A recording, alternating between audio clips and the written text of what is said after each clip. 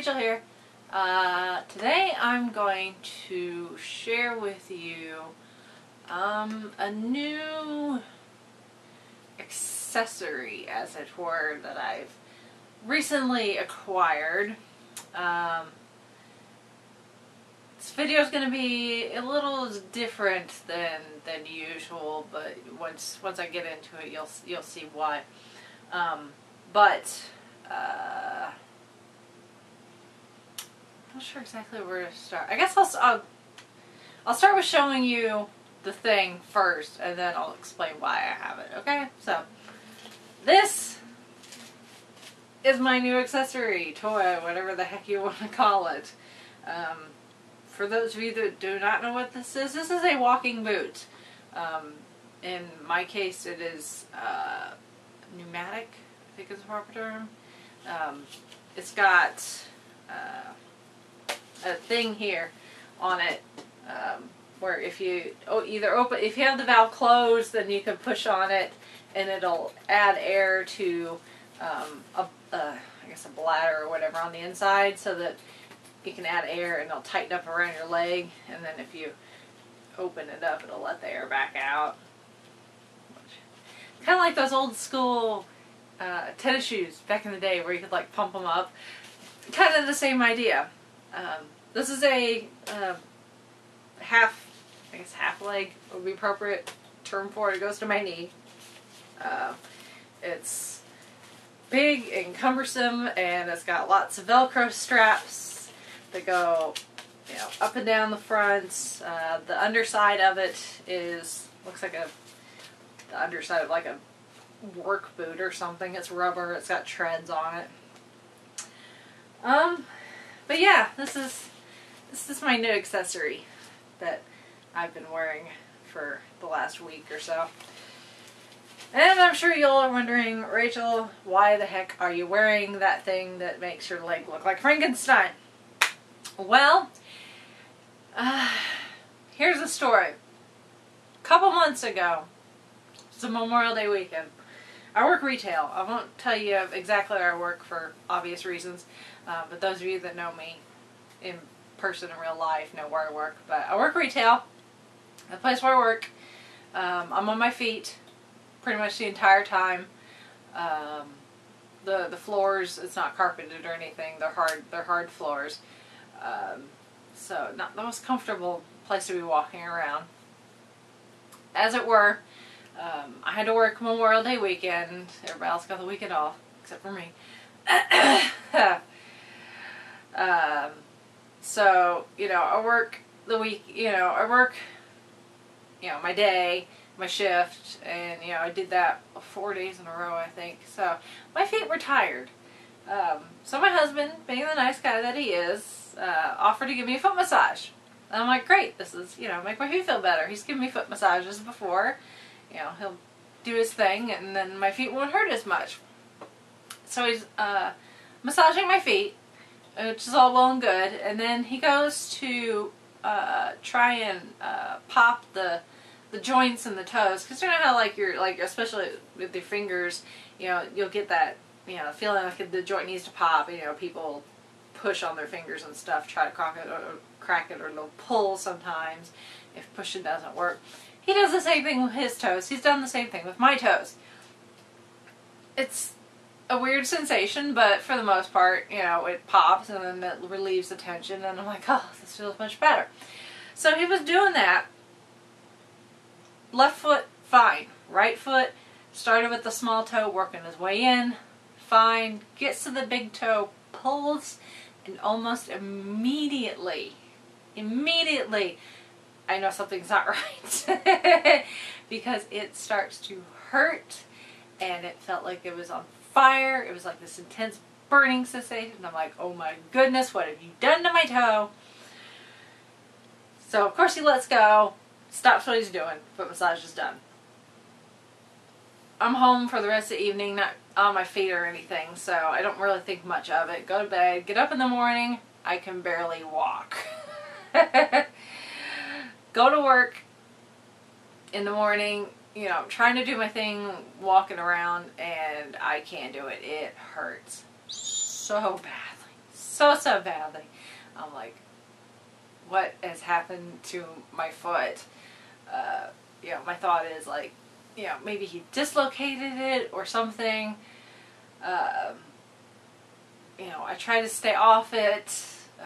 I'd started to tape the big toe to the toe next to it. I changed up my shoes, and nothing seemed to help. So I go to the doctor. Doctor does x-rays just to double check, you know, make sure nothing's broken. Advises me, you know, to try to stay off it as much as possible. Gives me painkillers, which that's fun. I got codeine.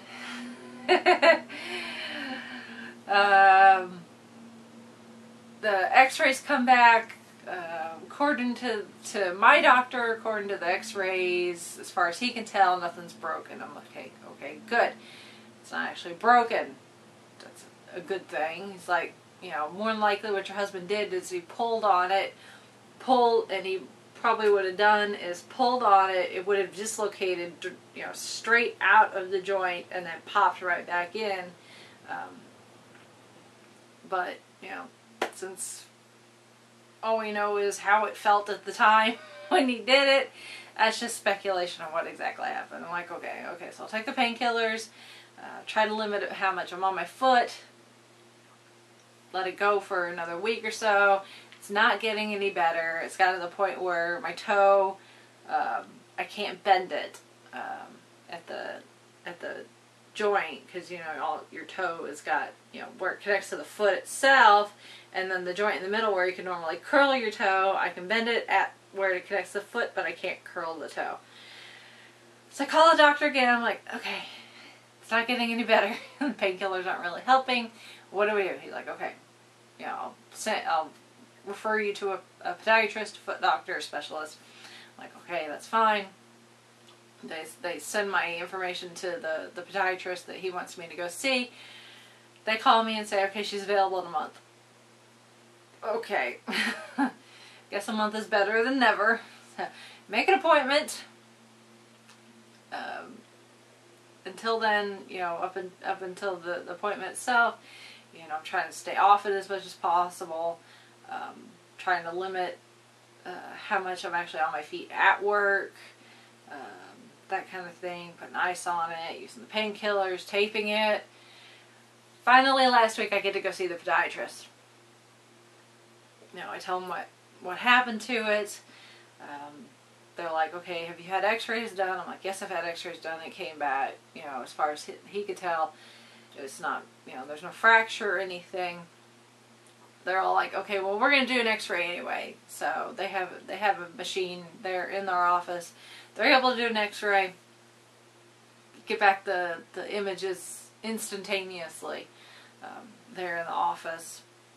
The podiatrist comes in, looks at the x-rays, you know, looks at my feet, you know, touches them and stuff and all kinds of things. And then she takes a tuning fork. And, you know, if you've ever seen a tuning fork, you know, it's got almost like a fork, but it's only got the teeth on the ends. In her case, it was a medical one, so it had like this thing in the middle that would vibrate back and forth, like when she hit it, and it would cause it to vibrate, and then she'd take the end of it, the post, and place it on certain spots of my foot and I guess see how it reacts. She does that, sticks in a couple spots on my feet. I'm like, okay, all I feel is vibrating, that's a little weird. Sticks it in one spot in my foot, and I'll show you here in a minute but you know, places it in the spot in my foot, and oh, the pain, absolutely the most excruciating pain I have probably ever felt in my entire life. So with that, and the examination and the x-rays they did in the office, she looks at me and says, you've got metatarsal stress fractures in your foot. Okay. She also says that looking at my toe, the bone in the toe is also fractured. Alrighty. But the thing is she says the fracture in my toe the damage actually looks older than the time when my husband pulled on it. So she thinks that the toe itself was actually somewhat damaged, whatever that means, before my husband pulled on it, and him just pulling on it was like the last straw, I guess, as it were. So, but to help you better understand what exactly I'm talking about, I'll show you my foot here and point out exactly what I'm talking about. So hold on a second, let me change angles. Alright, so this is my right foot, and the toe in question here is obviously this one, the big one. As you can see, there is still bruising. There's a bruise underneath the toenail. When he first pulled on it, this entire toenail was this color, this dark, like, bruised color. And then it kind of dissipated after a couple weeks, and then it's just this one side of the toe that has stayed discolored, and it's starting to fade. But yeah, it's not going away very quickly. Sorry, my toes are a bit wrinkled because I've had them taped together while I was at work, so that's why they're all wrinkled compared to the rest of them. So this is the toe here, and the joint is right here. So if I try to bend my toes, that's it. That's all I can do. That's about as far as I can go, is bending it. So compared to like my left foot, see how far I can curl my toes there. Can't do that with the other foot. But the metatarsals are actually the bones that connect your toes to the rest of your foot. They're these bones right in here. And it's the ones that connect this toe and this toe are the ones she said are fractured. They have the stress fractures in them, and she put the tuning fork right in this area, and it caused the pain. So I'm glad she only did it once. But yeah, so that's where the injured parts are right now. Okay, so now you're probably asking yourself, okay, Rachel, you've got these injuries to your foot. Where the heck did they come from? Good question. Answer is, at this point, I'm not really sure. The only thing the podiatrist could tell me is at least the stress fractures are due to what she says repeated trauma to the foot. These type of stress fractures you tend to see in a lot of like long distance runners, people that'll run, you know, marathons and run, you know, 5-6 miles a day, that kind of thing.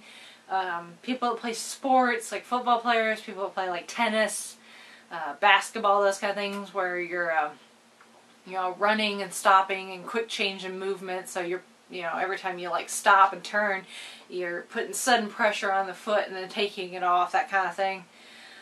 I'm not any of those. I'm not really a runner. Up until this point, you know, when I had this injury, I was a walker more than anything. I'd walk on the treadmill, not like really fast, but more like, you know, just like kind of like what you'd see the people at the mall walking, type of walking. You know, I do that 2-3 times a week for like a half an hour. So not really heavy running for a long time. And then also, excuse me, also not out on concrete or anything. I was on a treadmill. I don't play any sports or anything. Best we can figure is potentially it was due to my work. The thing is, it's only one foot and not both, which is a little odd. You'd think if it was just due to walking around on a hard floor for, you know, almost the 9 years I've been at my particular place of employment, you'd probably see it in both feet. And I have people that work there that have been there as long as I have, if not longer, and they don't have the same problem. But granted, you know, we're not all the same people, and we all wear different shoes and all the like, but still, you know, we work in the same environment. So you'd think if that was a possibility, you'd see somewhat similar injuries, maybe. I don't know. My chiropractor, actually, I went and saw him yesterday and told him about this, and you know, he says that, you know, he sees these kind of injuries with runners, sometimes with people that skydive on a regular basis. I guess the act of like coming to a landing and that, you know, movement that you see people do, you know, trying to slow themselves down with the parachute and all that. He sometimes sees that, but he, in his opinion, can't see a reason why somebody just walking normally, not running or anything, just walking on, you know, a hard floor, you know, would cause an injury like this. So that's where I'm at. So I just want to share that with you guys. You know, if any of y'all out there have, you know, maybe experiences with injuries like this and want to offer me any sort of insights, I greatly appreciate that. I go back to the podiatrist in like 3 weeks. When I was there, they gave me the boot and you know, told me to wear it while I'm at work and anytime that I'm on my feet for an extended period of time. And also told me to keep, you know, taping the 2 toes together. Rest, you know, using, you know, an anti-inflammatory to help with any swelling that I might get and pain. And just, you know, generally trying to stay off it as much as I can until then. But they also did fit me for orthotic inserts for my shoes to wear. You know, they'll go on my tennis shoes, which means I'm gonna have to wear my tennis shoes more often. It sucks. Although I could probably use them in some other shoes too, but yeah. So I'm getting orthotics, and we'll see if those help. But until then, I'm kind of stuck with a bump foot for right now, which is very uncomfortable because you don't realize how much you use and take your feet for granted until one doesn't work. Trust me, it's not fun. So take care of yourselves, people. That's my biggest piece of advice out of all this. But like I said, that's where I'm at right now. So yeah. I just wanted to share that with you guys. So, fun. So, yep. Like I said, you know, if you got comments, questions, or anything, you know, feel free to hit me up in the comments below. You can hit me up on my blog, on Twitter, on Pinterest, I guess. I don't know. Send me something on Pinterest. Go right on ahead. I don't care. I'm on there all the time, more than I probably should be. Aren't we all? That's about it. So, like I said, kind of a weird video. I'm sorry about that, but yeah, I just want to share that with you guys because, you know, it's part of what's going on with me right now. So that is about all I've got for everyone right now. So, all right, I'll talk to you guys next time.